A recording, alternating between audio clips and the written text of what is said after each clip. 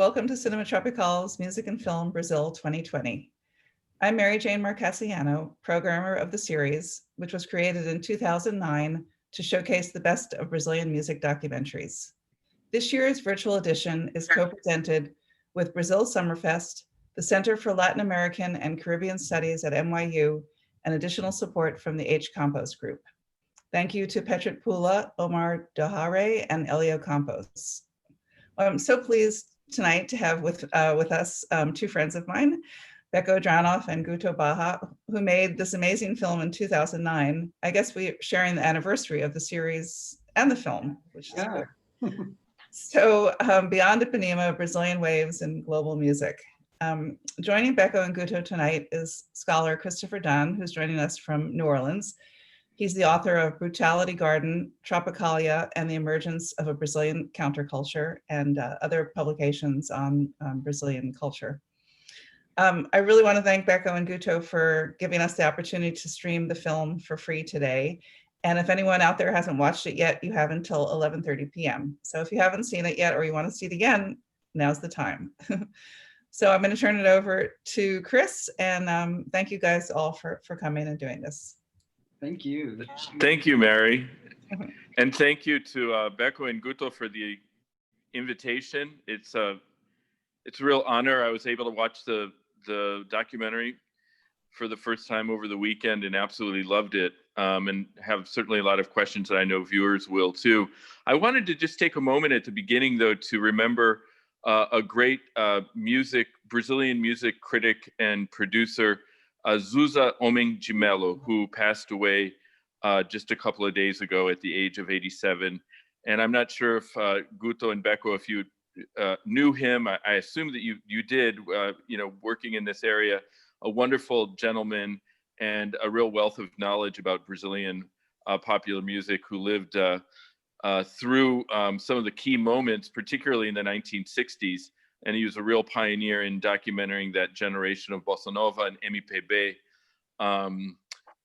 So I just wanted to remember him at this time. But let's get started on the conversation, and if you will, just talk a little bit about the inspiration behind this documentary, the context, what were you attempting to do with it, and sort of what happened with it, and how it circulated. So just, some of the basics around the film and what really inspired you to do it. I'll let Béco tell you that, because it's really good at it, but I'll just preface it by saying that I think that the idea for the film, the real genesis of it, was that, we were really good friends, and back in the day, we still had the habit of like getting together to listen to records. So I would go to Béco's place, which, he has thousands and thousands of vinyl records, LPs and CDs, and he would play things for me, and we would, really talk about the story of the records and all of that, which is something that unfortunately not a lot of people get to experience anymore. But it was out of that, those beautiful moments of us listening to Brazilian music together, and I learned a lot from him, during those sessions. That's when we were kind of like, oh, what if we make a film and take this, this idea of talking about Brazilian music further, right? Mm-hmm. Mm-hmm. Great. Hi, Chris. Hi, everybody. I just first wanted to thank Mary Jane and Carlos and Brazil Summerfest for the invitation. It's so nice to speak to everybody about Brazilian music on a Monday night. In a parenthesis, you brought Zusa Homem de Melo's name. I met him. My first job in this industry was as a radio programmer in São Paulo. I was studying mass media and radio and television in São Paulo. And my first job was at Jovem Pan 2 FM, a big pop station of top 40 hits in São Paulo, still very big, very influential to this day. And I was in the FM, and Zusa Homem de Melo was a critic and a producer and, already a super revered guy on the AM floor. And I would take elevators, and I was just a kid. I was 23, and he was already, a gentleman, older gentleman. but he was always very kind and very nice to me. He was always, I don't know if he knew who I was, but he was very nice and always acknowledged and gave a smile. And he's a legend, in Brazilian music, as a critic, as a curator, as a collector, as a jazz person, as a bossa nova person. It's a pity. This year has taken so many great, incredible figures out of, music in general, and especially Brazilian music. It's been a very, very devastating year in Brazilian culture. Now, coming to Beyond Ipanema, I think, I always think that the genesis was Guto. I feel the other way around. I think Guto had a concept, and his background is in journalism, and I think we already lived in New York for many, many, many years, and we knew, of this global love for Brazilian music and this je ne sais quoi that Brazilian music has around the world. So I think Guto started the project. He was making interviews already. He had several done. And then one day, I think the phone rang and he's like, I'm doing it, but I want to expand it. I want to deepen it. And, I had access to a lot of stars. I had access to Gilberto Gil, to David Byrne, to Bebel Gilberto, to so many that were of part of that huge. I always say music is evolution. Music is circular. Music comes in movements, and they all connect at some point. Sooner or later, all music is sort of related in a spiraling movement. So Guto had several interviews already done, and it was like a research project as well. We were discovering the history ourselves. We were creating the piece with all the information. There was internet, of course, but it was not so easy. Not every song, every video, every interview, not everything was available online. So there was a lot of researching. And as Guto says, I think my records helped a lot guide the storytelling there, the narrative. But it was really started as a labor of love. We didn't have a studio behind. We didn't have a platform behind. We didn't have a network behind. So we started, as we say in Portuguese, with our courage and our faces, with a cara e a coragem, as we say in Brazil. We never knew it was going to take the final shape it took. When you use a title like Beyond Ipanema, it suggests that there is this, that you're leading audiences, and these are international audience, and I assume that it's really primarily you are thinking of a US, American, perhaps European or worldwide audience outside of Brazil. And the title Beyond Ipanema, which is great, has it, at least to my ears, it seems to gesture towards something by saying, look, you have to look beyond Ipanema. You have to look beyond maybe, bossa nova, that there's so much more. And so I want you to talk a little bit about the kind of intervention that you wanted to make. I don't know if you would think about, I don't know if you'd use that word intervention, but you're trying to, it wasn't necessarily, I wouldn't say didactic or educational, but you certainly were trying to gesture towards that in terms of expanding people's horizons with regard to Brazilian popular music. Is that fair? Yeah, I think so. And you were spot on the concept behind the title, because it was kind of like twofold, right? It was like, oh, you need to look beyond the girl from Ipanema, which is the song that everybody knows, everyone that is not Brazilian, maybe they just know that song. So it was kind of like, yeah, look beyond that. And also the fact that the music, Brazilian music, took Brazilian culture abroad in such interesting ways throughout 6 or 7 decades. So that's why we like that title so much. And in terms of expanding, broadening the ideas and the concepts behind Brazilian music, I think it was really good, like the way my personal taste and Béco's personal musical taste, you know, it kind of like fit together really well because we were interested in different things and sometimes in the same things, but like, and I feel that because of that, we were able to kind of like show a variety of things. We had lived through some very interesting phases, kind of like together, like the whole electronic bossa nova phase of the 90s here in New York. I was a really big fan of Tropicalia and all of that, and then the electronic music and Béco, likes different things. So I think the idea was that we could like really show the variety of Brazilian music in an interesting way. Mm-hmm. And when you think of it, Chris, the piece is about Brazilian music outside of Brazil. We don't talk about Brazilian music in Brazil, basically. Right. It's the reflection and the repercussion of Brazilian music around the world. There's the arch. The doc is not chronological. We really chopped it up not to be chronological. It was a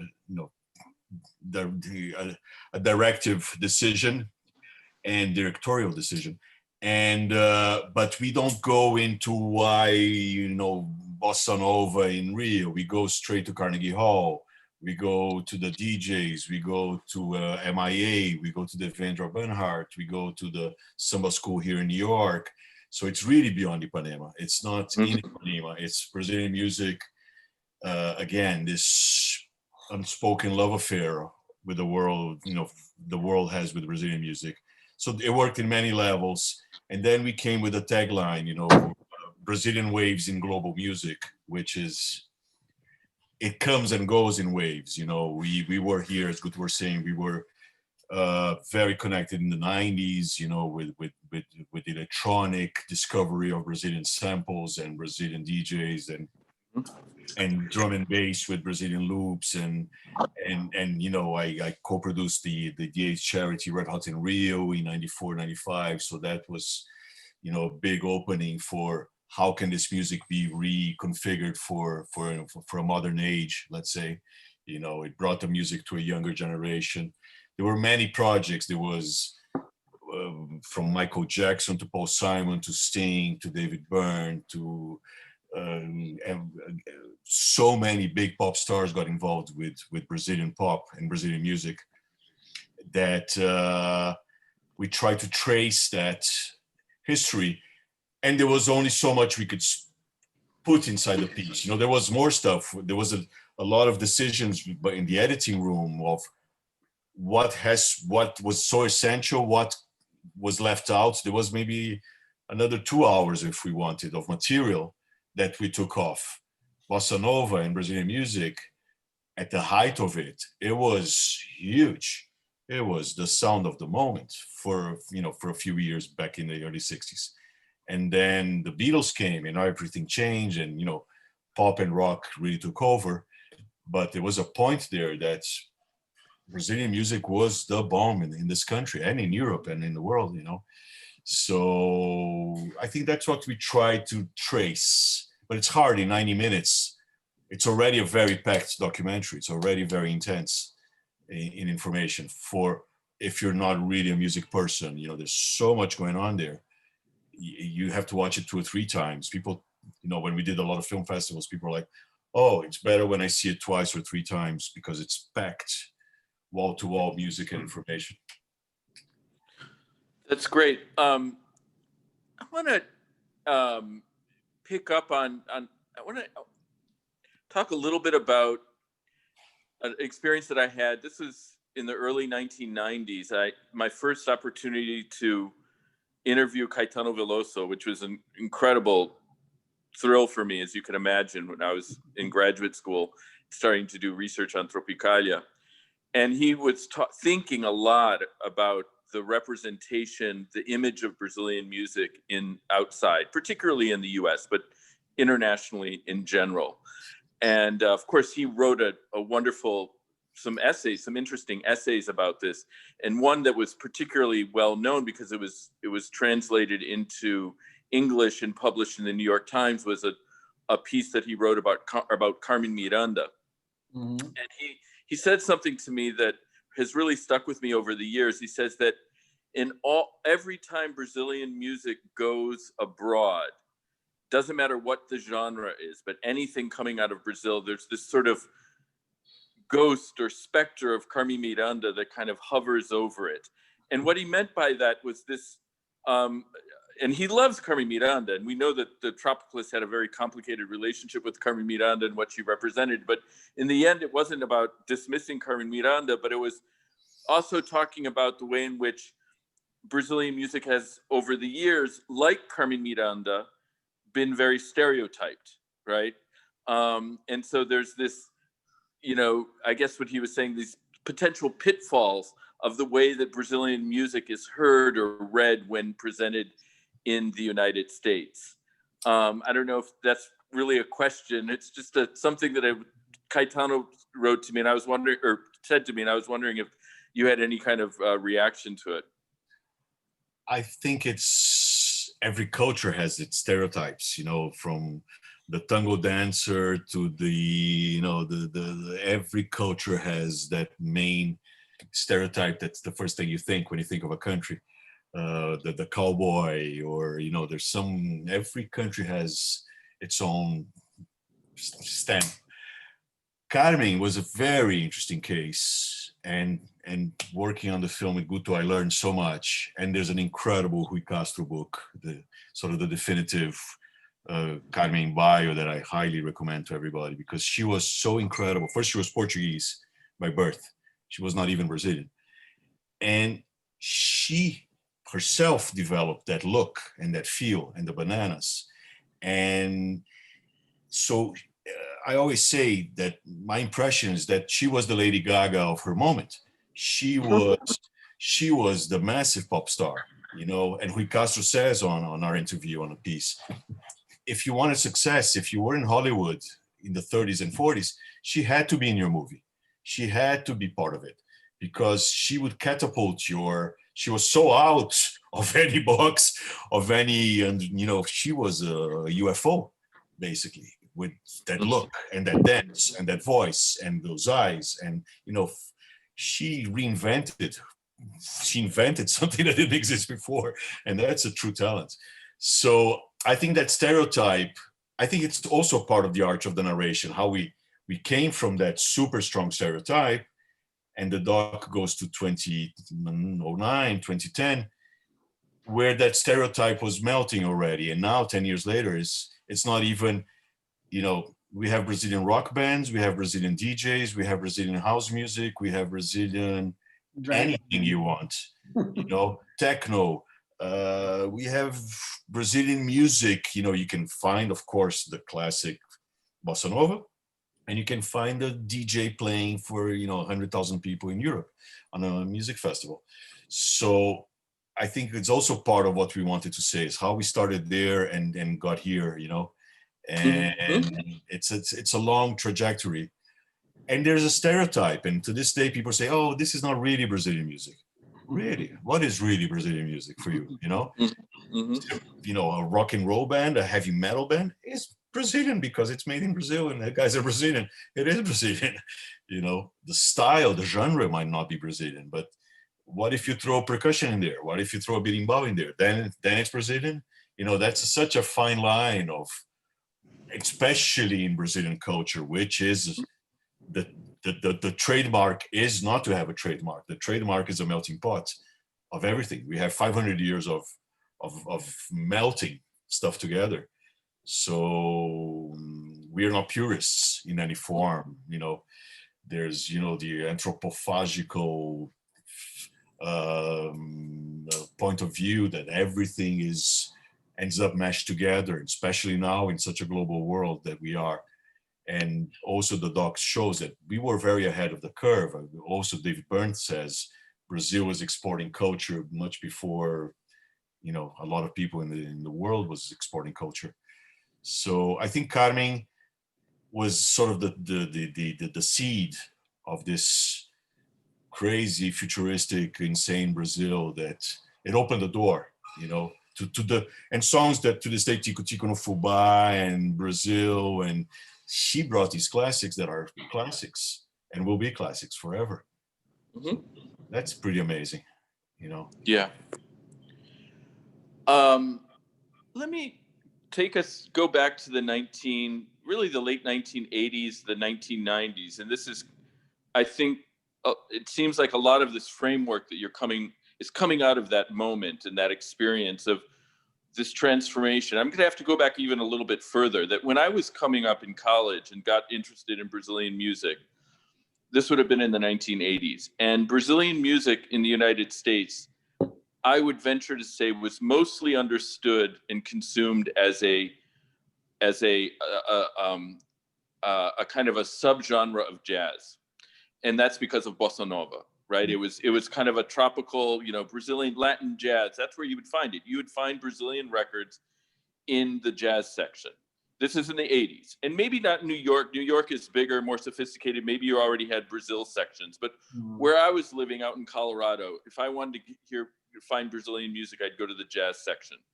All of that changed in the late 80s with the sort of emergence of the whole phenomena of world music. And, of course, the term itself is very problematic. David Byrne himself wrote about it, but David's label and David himself as a curator had a big role in bringing Brazilian music, of course, Cuban music from other places as well, but he really focused heavily on Brazil in the early years on his label, Luwaka Bop, thinking of that great, compilation, Beleza Tropical, which had a really big impact in, I think, opening ears to new sounds that were not bossa nova, right? But that were just coming out of that MPB tradition that had been largely overlooked, except for, people that were, connoisseurs of Brazilian music. And then very early on, he does this wonderful thing, which is he puts together this compilation of Tom Zay's work, the best of Tom Zay, massive hits, as he called it. And that just was an incredible intervention. This is in 1990, a year after Beleza Tropical. And nobody was really prepared for that, for Tom Zay. I mean, I remember I had spent 2 years in Brazil living in Bahia, and I knew all about the Blocos Afros and all about MPB, but I had never come across Tom Zay. So it was a real revelation to me. And of course, it's had a huge influence on my own thinking about Brazilian music. But this is, I guess, the question. And it's kind of I guess I could say it's like sort of a theory that I have, and I wanted to test it on you both, that several years after that, by the mid-1990s, there was already this kind of vogue for Tropicalia. There's all these reissues going on, the Mutantes, Beck made, Tropicalia. People were name dropping the movement from the late 60s, but it was completely ignored in the 60s and in the 70s. All of a sudden in the 90s, it kind of blows up. It's like the hipsters get involved. I mean, you know this story. And my sense is, getting back to Tom Zay, that I wonder if Tom Zay kind of prepared ears for Tropicalia in a weird kind of way. If like after that, Tom Zay massive hits came out, that all of a sudden it became more, a wider range of sounds coming out of Brazil became more audible, including these incredible experiments from the late 60s that had gone for 20 years completely ignored. I think Guto can speak about Tom Zé first because of the interview. I was not there when Guto interviewed him in São Paulo. It was his apartment, no, Guto? Yeah. Mm-hmm. Because his case is truly, truly, truly fascinating, but I'll let Guto talk to a little bit about the process of the interview, and then I'll give you my opinion, Chris. I think the story of how Tom Zé was resurrected, it's just so amazing because, and this is a term that he uses himself, right? I'm not judging anything, but it's just so amazing how David was able to introduce them to the world and also reintroduce them to Brazil, because in Brazil, nobody, like, people thought he was dead, and you know, like, especially young people, nobody cared. It was kind of like, oh, this, you know, this old musician that hasn't been doing anything anymore. You know, he says in the documentary that he was ready to drop everything and he was going to work at a gas station that his family had. And then all of that kind of like brought him as an artist back and brought his music back. And then I think I would agree with your theory. I think it did here in the US, it did prepare, you know, people's ears to that sound. And but also to the idea of Brazil being a place where psychedelic music had happened and all that, right? Because maybe, you know, people knew about bossa nova, and maybe, you know, people that were in the 90s, people that were in their like mid 20s or whatever, maybe they didn't like bossa nova so much. That was a sound that was maybe sounded old to some people. But you know, once they started hearing the experimental stuff and the crazy guitar sounds and the distortions and all of that, then it kind of like opened a whole new door. Mm-hmm. That's exactly what I meant. I mean, the experimental side of Brazilian popular music had largely gone unnoticed, I think, until Tonze. And then I think that kind of opened up people to hear something like Tropicalia and everything that was going on there in the late 1960s, you know, in addition to, you know, a lot of other stuff. I mean, I know there was Hermeto Pascoal, but again, he was experimental, but within the realm of jazz, you know, and this idea of actual pop experimentalism is something that really comes out in Tonze. And for me, it's, you know, it was such an important moment in 1990. Béco, what do you have to say? I feel, you know, Tonze is fascinating because he was so ahead of the curve, you know, so avant-garde. And his music was literally 30 years ahead.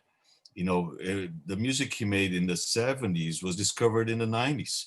And in the 90s, it felt like current. You know, I said, my God, in Brazil, you know, his music was not easy. It was not pop. It was not sweet. It was not soft. It was not, you know, it was a very kind of, you know, broken rhythms and noises and a total different approach and in intense lyrics. You had to pay attention to his music. But he was like the seed of the whole movement. He was a visionary and acknowledged. Everybody, you know, knows of his importance in the movement. And when David heard that stuff, he was like, who is this man? And how ahead can he be? You know, David was surprised because David is also avant-garde, you know, an avant-gardist and a creator. And David said, this is, you know, like Talking Heads, but 20 years before. And, you know, that it's all angular and it's all broken up and it's crazy covers. And this man is incredible. But in Brazil, and he says in the documentary, he couldn't get a gig at a high school in the corner. You know, he was about to leave São Paulo. And suddenly, with the global discovery, international discovery of his work, he went from almost nothing to being one of the coolest figures in Brazilian music. And now he can do BAM, and he can do Lincoln Center, and he can play in Paris, and he can play in London, and he is recognized. But it really needed that global recognition to the whole thing to sink in. So I think it's amazing. And David had that touch. He did it with the Mutantes. He did it with that first Beleza Tropical record you mentioned. It brought to college students. It brought to college radio. It was really an accelerator of those compilations because you were like, oh, I love this track. Who is this person? And I want to hear more. And who, you know, there were still record stores. You could go to Tower, remember? And there was the Brazilian section of the record stores. And New Orleans is a store of a city of record stores, you know. And now you know, you have to find by yourself. You have to find it online. You pray for the algorithm to send you good stuff. Now the algorithm is choosing your music. But before that, you had to spend hours. I was Tower Records rat, you know. I was like hours going through, and I would see the African section and the Latin section. And Right. I arrived in New York. I didn't know anything about African music. I didn't know anything about Latin music. I didn't know very little about Indian music. I knew Ravi Shankar. So being here and going to these record shops were essential to my broadening of my musical taste and knowledge. And I think New York is a great city for that. But Tom Zé is really a phenomenal case of how can you be so avant-garde that you're not recognized at the peak of your career, but you are recognized much later in your 70s and 80s. And we met at his talk at NYU. When was it? A year ago or a year and a half ago? Oh, God. It seems ages ago, doesn't it? A year and was it last year? Ago. Yeah. And and the room was small for so many people that want to see and say hello to him. Yeah. It's great that he's still going, he's still performing. Yeah. I think we have many cases like that on the documentary. We spoke with Oscar Castro Neves, we spoke with Bud Shank, we spoke with people that are not around, unfortunately, anymore. We were able to get some very good interviews for the piece. It was a lot of work. I must tell you that. I think Guto and I worked and edited and re-edited. I remember being hours, looking at the piece and how do you tell the story? How do you stitch it together that it's coherent and accessible? When you talk about such a rich tradition, of music. But I think it's interesting to talk about the impact of those compilations, those David Byrne compilations. And Béco and I were talking about Red Hot in Blue and Red Hot in Rio just a couple of days ago. And like maybe for people today, people don't realize how influential those things were back then, right? Like I remember, like I was 19 when Red Hot and Blue came out, and to me that was like, it really changed my life. It broadened up all my my musical knowledge in terms of Cole Porter and also all of those artists in that compilation. And we heard some, as we presented the film in all these film festivals and all that, we would do Q&A and people would come and talk to us later, and everybody would mention Beleza Tropical and those David Byrne compilations. It was really something that shifted culture, right? It wasn't just like, oh, a record that somebody put out. No, like, everybody talked about it and it sold a lot of copies and it got written about and all of that. So the influence of just those single releases were like waves that kind of like changed people's lives and all of that. So I think that's so fascinating, that record had that power back then. Mm-hmm. Absolutely. I remember I was living in Chicago then, before going to grad school, and I was going out a lot, going to art openings, and that was the soundtrack. Yeah. I mean, it was Beleza Tropical everywhere, and it was, in the sort of artistic scene, the cosmopolitan Chicago scene, that's what people were listening to, together with, soukous from, the Congo, Mbala from Senegal, Nigerian music, juju, all that stuff that was kind of related to that movement that we used to call world music, right? It's a term that's kind of fallen out of style, but at the time, that's the way it was marketed. And it was a marketing, sort of ploy on some level, but it did have that great advantage of providing a kind of a market, for this great music. Yeah. And the Brazilian stuff was kind of within that mix, and Beleza Tropical was the signature compilation. And just to get back to Tom Zé, what was so remarkable about that moment and what David did was bringing out Beleza Tropical, and then in the very next year bringing out the best of Tom Zé, and they're so different. But I have a lot of questions, but I know that I'm seeing messages here that we have questions on Facebook as well. I can't see it on my phone. I don't know if you all can see them. I can see the question here. Okay. And I would love if people want to ask more stuff. The question is, and that's a good one for Guto, the visual impact of the film matches the excitement of the music and the typography. Who was responsible for the graphics? Oh, that's great. I'm glad. I'm Yeah, glad. good question. Good question. And actually, let me show you. Look what I have right here. Oh, fantastic. Yeah. This is the logo, the graphics, the vibe. Yeah. So our really good friend Giovanni Bianco, he's a Brazilian-Italian creative director and graphic designer. He's very, very accomplished. He worked with a lot of the world's best fashion brands, and then also with Madonna. He did several of the album covers for Madonna, and now he works with Rihanna and a lot of people. And he, you know, he's a really good friend of ours, and we asked him to do it, and he created this beautiful logo and poster and artwork, and then these bold graphics for the film, which we were really happy with it because there were so much, you know, like points that we needed to convey within the narrative of the film, and we were like, how do we do that without being like boring and not interesting? And we didn't want to do a voiceover, so he came up with a great solution of like this really in-your-face graphics that we love it so much and are still modern to this day. Yeah, we had to separate. There were so many themes and sub-themes and subtexts going on in the story that we're trying to tell, that we had to have these slides with text, and the slides came in white and then they would turn yellow, and it would make you focus also because you saw that they were changing colors.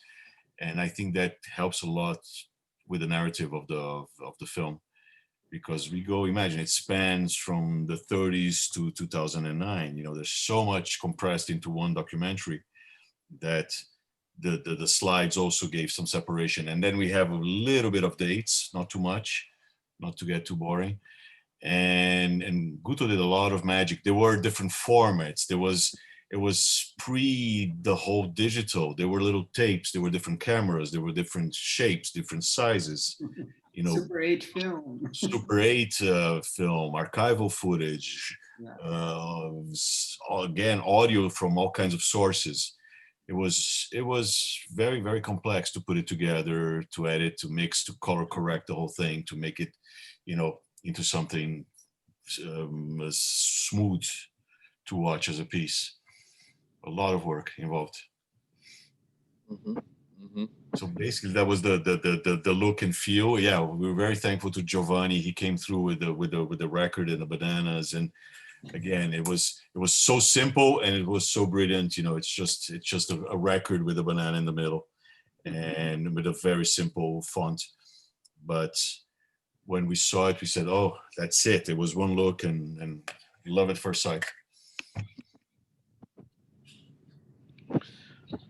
If you were to make this documentary today, not, you know, like if you were, let's just say you were in the thick of production right now and doing the interviews, who would you want to showcase in Brazilian popular music? So you for the generation when, and of course they're still active, but you know, you interviewed, you know, people like Seu Jorge, you know, and you know, who is, of course, was, you know, really breaking out around then. What would you like to showcase if you were to do, you know, Beyond Ipanema #2? Very good question again, because these last 10 years have been so intense that now that we're so connected, we are much more connected online than we were in 2009. So, and we do have some standout names that are, you know, that broke over all over the world. We have from psychedelic bands, from Bugarins to Negro Leo, who has a, you know, very interesting following. And we have mass phenomena now. We have Anita, and we have Pablo Vittar, and we have, you know, which now I'm thinking here, on one hand is sort of a Carmen Miranda. It's sort of this larger than life figure with all, you know, that production and that design that she creates.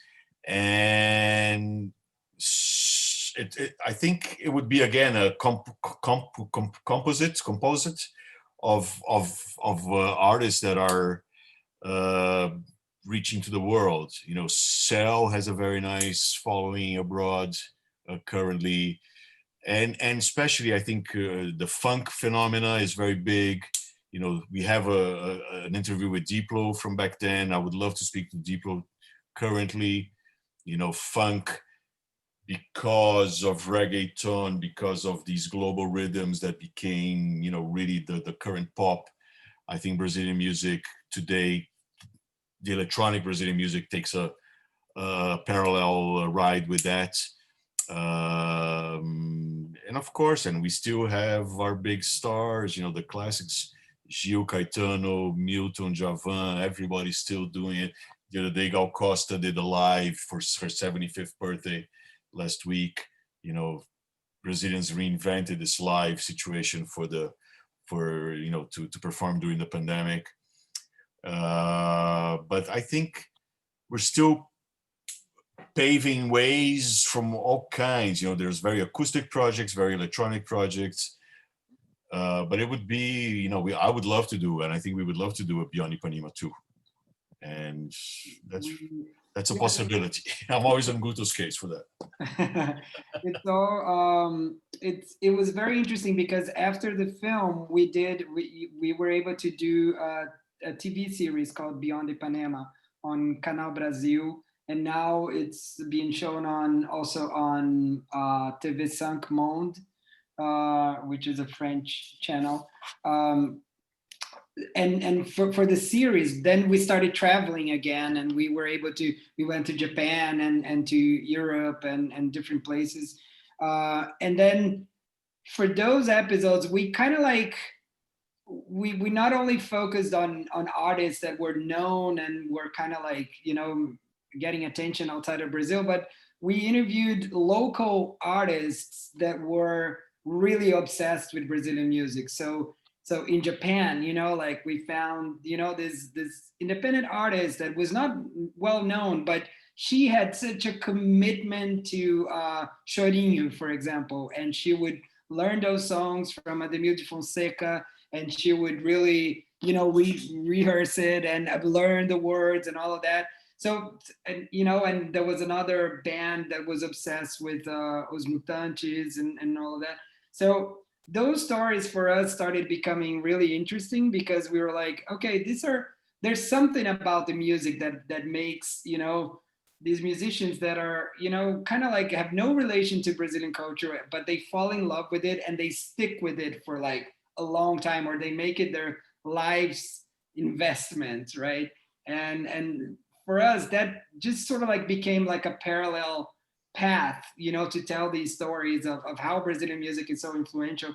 It just opened up these doors, and we were kind of like, wow, there's a whole world out there of people that are really, really into Brazilian music, and in a way that we don't see it as much with other types of music. You know, of course, there's always like the hardcore fan of any style from anywhere in the world, but I don't know, there was something special about the way people relate to Brazilian music and Brazilian culture, and that was super fascinating. So if we were to do more, I would love to also kind of like find more of those stories in other countries and all of that.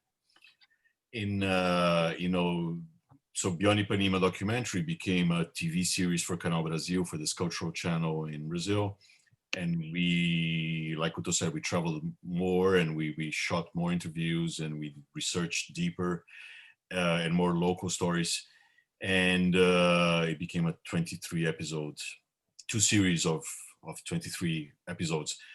One of the most incredible moments for the TV series Beyond Ipanema was again in Japan, where this Zen monk that invited us to the shrine, and he had his bossa nova quartet ready, you know, and he's dressed as incredible with that outfit, you know, deep gray, and he was this tall, skinny guy that studied in France. I could speak a little bit broken French with him, and I think we had one of the most incredible afternoons of our lives, you know, with this guy, because it ended up with chanting and the bells and the incense, and it became a whole thing. Especially, he gave us this blessing and the ceremony of of traditional Japanese culture that I will treasure for the rest of my life.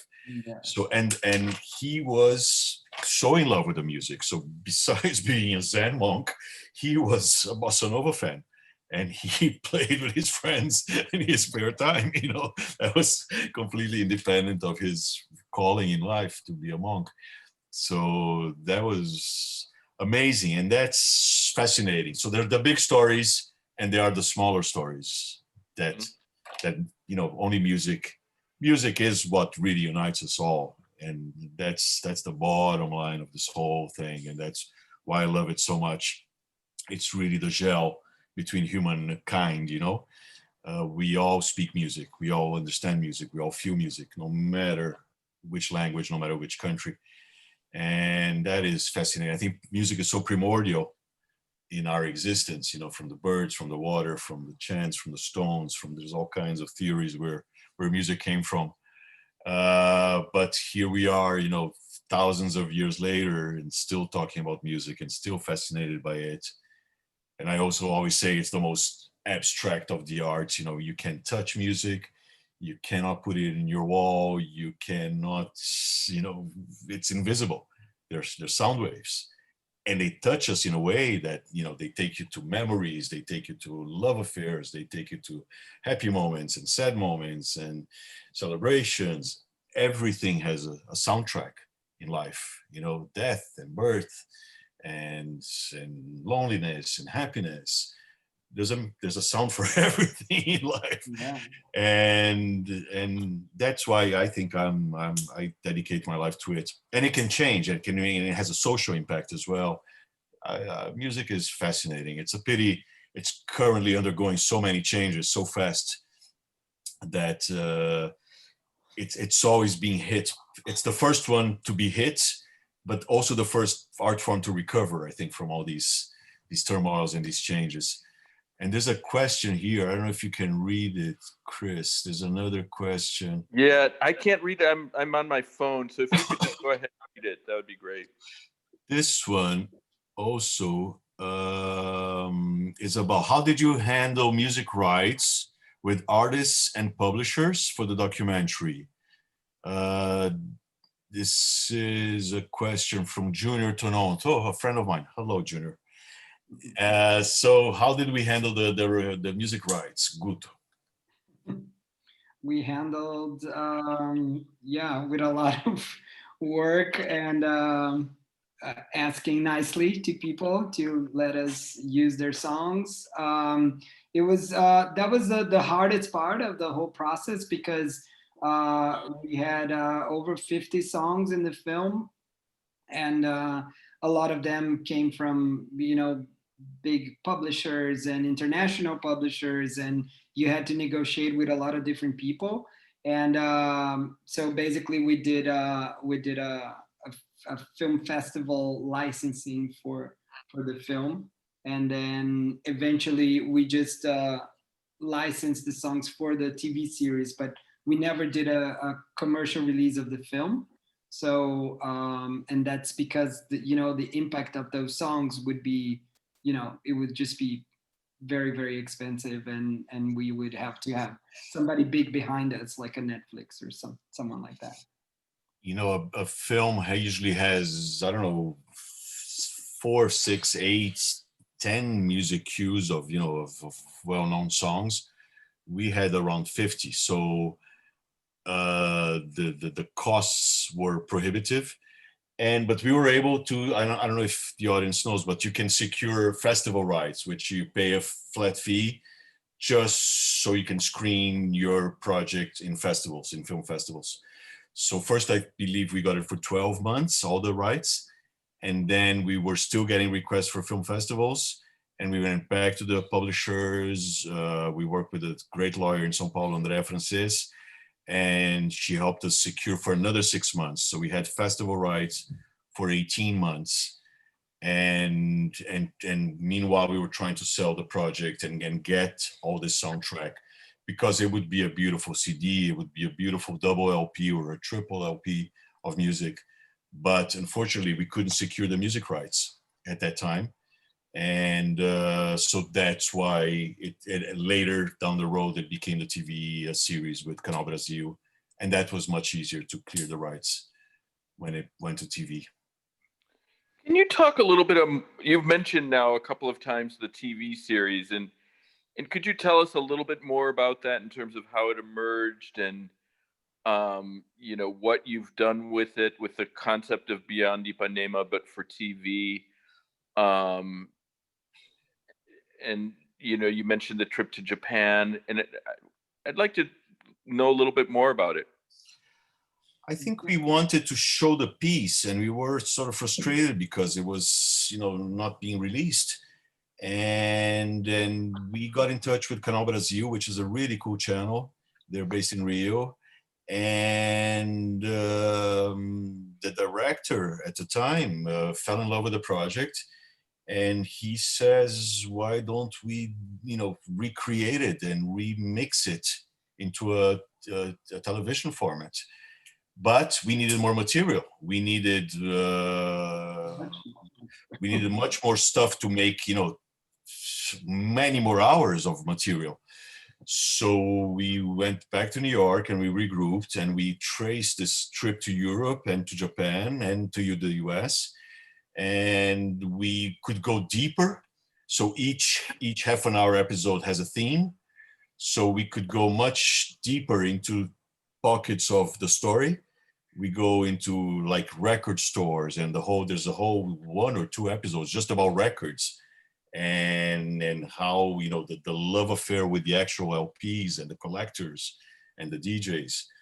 In Japan, I believe there were 2 big episodes of a band in Osaka that played like Novos Naniwanos. They were inspired by the Novos Baianos, you know, and like Guto said, people singing chorinho in perfect Portuguese. And we went all over we went back to Portugal and the connection of Portugal and Brazilian music. That was a couple of episodes. Also a couple of episodes, you know, Portugal and Brazil are umbilically connected. And there are artists, Carminho, fado singer, that very influenced by Brazilian music, and Antonio Zambujo, who, you know, heard a lot of Brazilian music. What else? So it was sort of easier on one hand, but again, we had to go back to the editing room, back to mixing, back to subtitling. It was a lot of work, but I believe people can watch some of the episodes on Canal Brasil's website, I believe. Yeah. And it's playing again. It did play again this year, no, Guto? Or late last year? Yeah, I'm not sure what Canal Brasil is doing, but it's definitely on TV 5 Monde in Brazil. Yeah, I think you know, when we did this series, it was even more fulfilling to, you know, for us, because, you know, we had already done the film, so we were much more secure about how to tell those stories, and you know, we had a great time, you know, traveling, and it was a shorter period of time, because when we were doing the film, it was like an independent project, and we were kind of like, oh, hopefully one day we'll be able to finish it. And luckily we had people that believed in us, including Cinema Tropical and Mary Jane and Hilda Santiago from the Rio Film Festival. You know, eventually the film was released and did all this had this great career in film festivals. But with the, you know, with the TV show, we had, you know, we had a budget and a network and a time frame. So it was really, really great to, you know, kind of like approach that. Okay, these are the stories we want to tell, and this is how we can tell them, and you know, these are the limitations, and we have to make it work like that. And I think creatively it was really nice for us, because it made us have to kind of like really, you know, we did a first season of 13 episodes, and out of those, only I think the first 2 or 3 had material from the film. All the other ones were brand new stuff. And then we did a second season with 10 more episodes. So it was a lot. It was a lot of content and Yeah. a lot of great things. And but I'm really really proud of the TV series as well. Mhm. So do you think that at some point these episodes will become available, like say streaming on YouTube, or are there just too many issues with the music rights to make that happen? No, for the TV show, there are no issues with the music rights, but it's just that, it's still sort of like a product that, these channels sort of like, they license from us. So it's Sure. kind of like they prefer that it's not, available for free on YouTube. So people would go to their channels. So it's just kind of like, we have to abide to that. Sure. No, I understand. Well, what if I mean, would there be even? Can you imagine that these episodes being available internationally through some kind of subscriber service or anything like that? I'm just trying to think of how people might have access to these TV shows, which sound really fascinating. How long are each segment? How is each segment? They're half-hour episodes, so Yeah. there are 23 episodes, half an hour each. So yeah, hours now. I'm thinking as a college professor, I'm thinking of it from that angle because it's hard to show a 2-hour documentary in a class that is an hour and 10 minutes or something like that. But like something that is a half hour is great because you can show the documentary, talk about it. You have yeah. Yeah. So anyways, that maybe it's just a personal interest of mine, but I think it would be I'll great hook you up on the side. Maybe we do the third season as well. So exactly. We have a question I see here on our chat. Another one. This is for me. A question from the audience for Béco. If you examine it, why do you think Brazilian music has such a pull? I think we discussed it. I think that's the $1 trillion question. I think Brazilian music is amazing. I think Brazilian music is it's melody and rhythm, and it's beautiful, and it makes you dream. I don't know. Brazilian music. First of all, again, which Brazilian music are we talking about?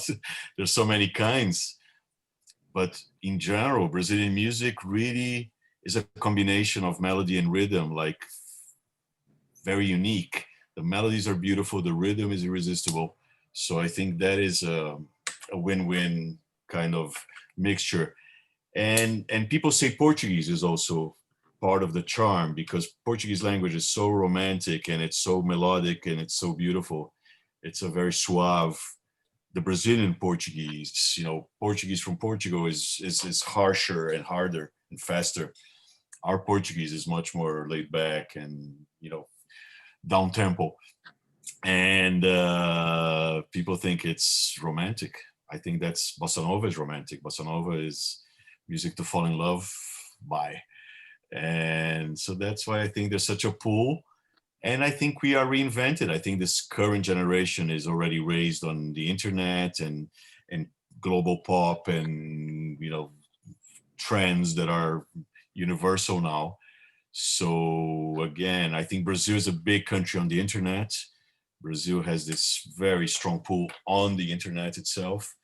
Brazilian kids are all online. I read some statistic that Brazil has more cell phones than population, than people. So it's a young country with everybody connected online. And that I think is part of why music is spreading so much. And visually, creativity, the videos, the design, the photography.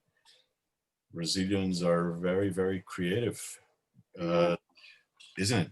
I think creative and also very scrappy and very, people can do a lot with very little, right? So if it's a kid in a bedroom in a favela that can't even buy a good laptop, he will find some cheap version of a drum machine and he'll make something that will probably be interesting.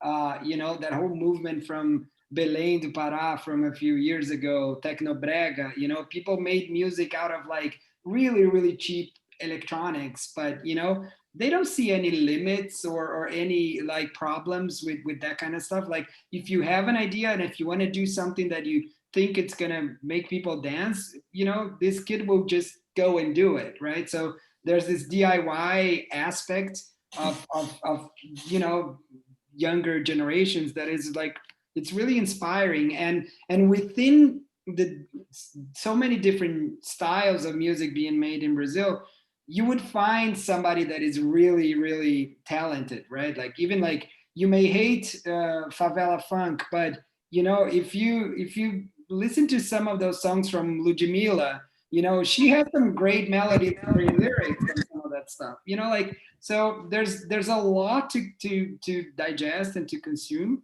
And but I feel like it's that. It's kind of like creativity and this sort of this sense of like I can do anything. I'm not gonna wait for people to tell me what I can do, what I can't do, and that I'm, you know, I'm a perfect musician and I'm gonna do this. No, it's like, okay, I want to do it and it's mine and I'll do it. That's true. There is another question that popped up. It says, one last question from the audience. What role has Brazilian music played as a space for resistance under the current political landscape in the country? Thank you. That was going to be my next question. So Woo! I'm glad someone else asked it. Well, that is a deep question. I think Brazil, as the whole world, but let's stick to Brazil, is going through a very intense political phase. Musically, from what I see and what I hear and what I feel and what I read, there is a very strong current movement in Brazil in the last, it's not new, it's about, I don't know, 10, 12, 14 years already coming, but now it's really coming to its own, which is the LGBTQI movement in music. Brazil has big stars now under that big umbrella. And these artists are rocking society in a way that really is fascinating. And I don't know of another country in the world that has such a powerful becoming pop mainstream acts that are, you know, connected through the sexual flag or the sexual banner and the sexuality and that issue. And I think that rocks Brazilian society. So Brazil has a very square side and a very modern avant-garde, you know, pushing the envelope side happening at the same time. And I think the musicians and the artists are keeping that flame at maximum volume and to keep the minds open in Brazil and, you know, bring light into that sometimes dark political scenario. And that is very important. And that opens the minds, it educates, it brings all the phobias down. You know, when you see artists that are incredible and they can manifest and they can send their message out, and some are more funny, some are more, you know, in your face, some are more underground, but the collective is a very powerful movement. I think that's where music and society in Brazil are today. That transformation, I think, I cannot think of another country that has this kind of movement so strong, you know, and so organized. In Brazil, they are very connected there. It's a very powerful movement in Brazil. Yeah, I agree. And I think it's very interesting that we don't have, in the current generation, we don't have a strong movement of political songs that are, you know, general political songs, right? Like, as you know, very, as opposed to what we had in the 70s and all that. Now, you know, maybe you would think that we would have, you know, those types of artists, you know, but I don't, at least I don't know. But we do have this strong scene of not only gay musicians, but also like transgender musicians specifically, and transgender people that are people of color as well, which is very interesting to me because it's like, you know, you know, the more conservative side of Brazil, you know, has a huge problem with that. and at the same time we have, you know, but these people are able to carve a place in society for them, and it's a very interesting group of musicians, and it's you know, they get, you know, a lot of attention in the media as well.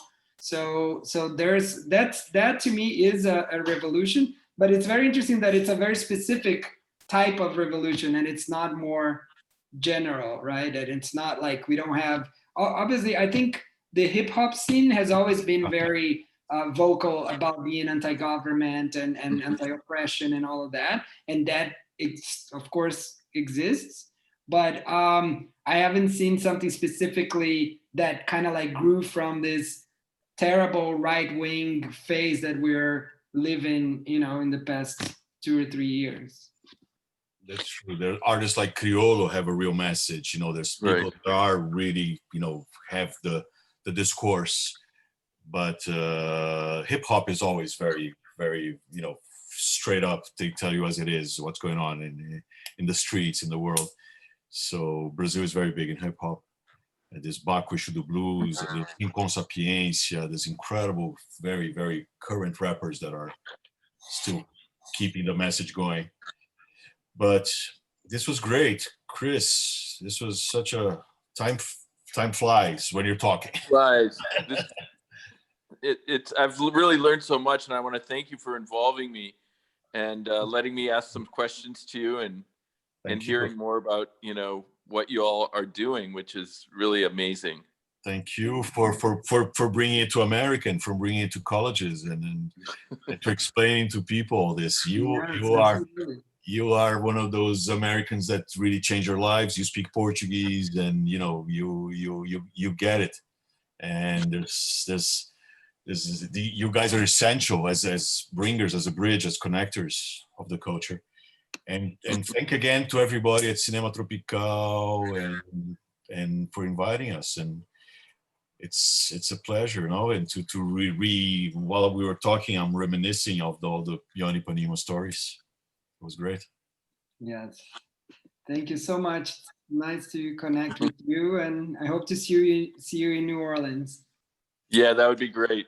Please look me up when you come. Absolutely. Yeah. All right. Okay. Thanks, everybody. Thank Bye you, bye. everybody. Ciao, James. Bye. Thank you, Cinema Tropical. Bye.